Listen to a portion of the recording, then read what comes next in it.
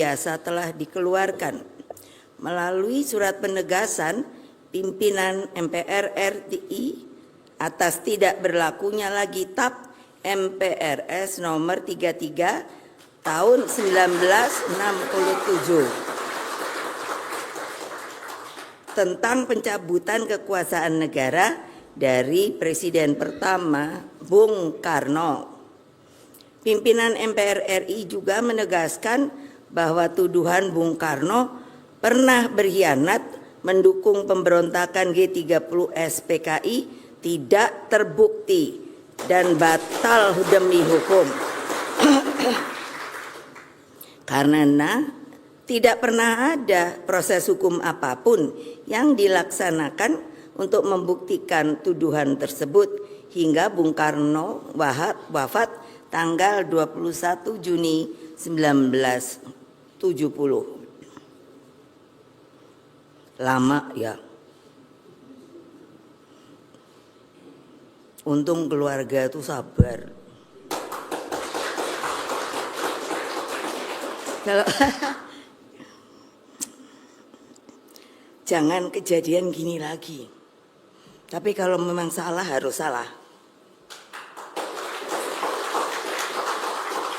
Ini namanya politisasi.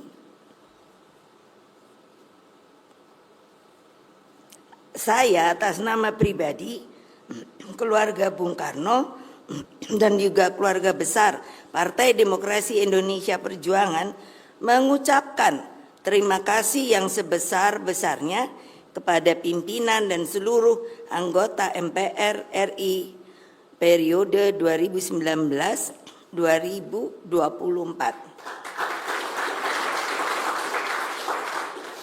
Kita ketahui bahwa MPR itu adalah singkatan dari Majelis Permusyawaratan Rakyat. Jadi adalah penjelmaan seluruh rakyat Indonesia. Karena itulah juga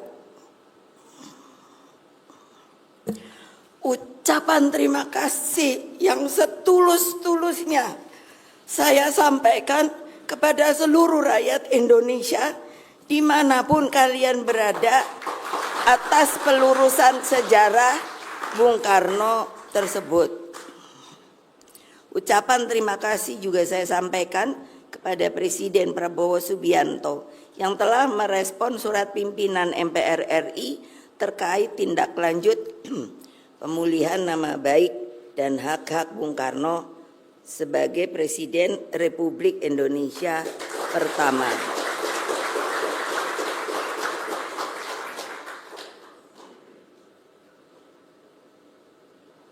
Kalau dipikir Bung Karno itu tahan banting ya.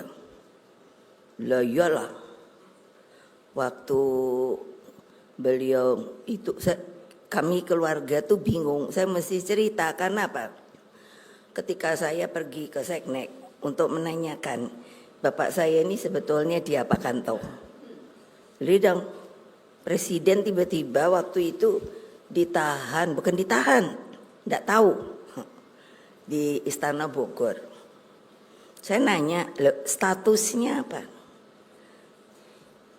Enggak ada yang berani jawab. Enggak ada. Jadi kami keluarga pada waktu itu tidak tahu status Bung Karno itu opo. Nah makanya saya bilang, jangan loh orang Indonesia yang berkuasa melakukan hal-hal seperti itu lagi loh. Nunggunya aja keadilannya lama sekali kan, setengah abad lebih. Nah, kebijakan pimpinan MPR dan Presiden Prabowo tersebut harus menjadi momentum rekonsiliasi nasional.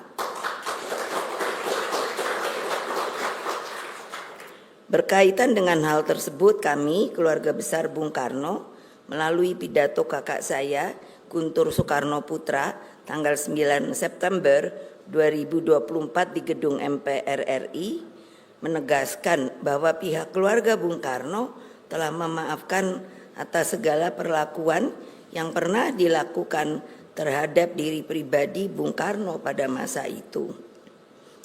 yang terpenting bagi keluarga dan para kaum patriotik pencinta Bung Karno adalah rehabilitasi nama baik Bung Karno sebagai seorang proklamator bangsa, penggali Pancasila, dan Bapak Bangsa Indonesia.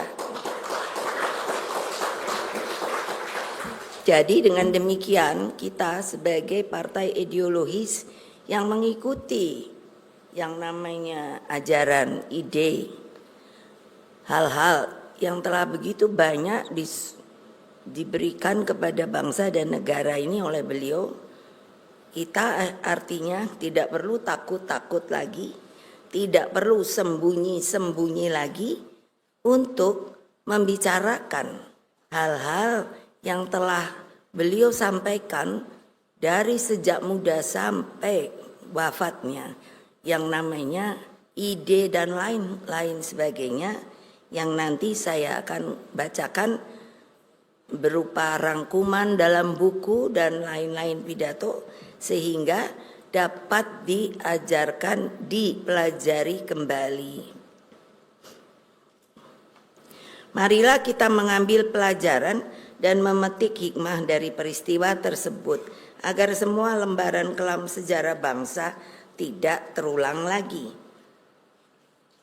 Sebetulnya untuk apa toh saya justru membuat pembukaan pidato ini? Kita ini tidak hidup untuk di sini saja. Sekarang bukan, tapi jauh for the future our nation. Jadi untuk apa? Demi keselamatan dan masa depan anak-anak dan cucu-cucu kita, cicit-cicit, embuh, canggah, opo-opo segala macam. Karena kalau tidak begitu, siapa yang akan meneruskan?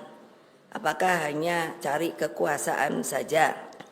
Apakah hanya akan mencari duit saja? Ini sebuah big pertanyaan besar saya.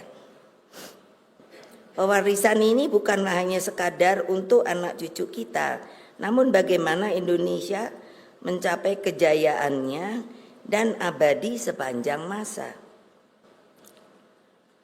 Saya seringkali bukan hanya berpikir, kan suka lihat-lihat, saya ini orang yang seneng lihat segala macam begitu. Terus saya pikirkan, kenapa kok ya banyak sekali tagline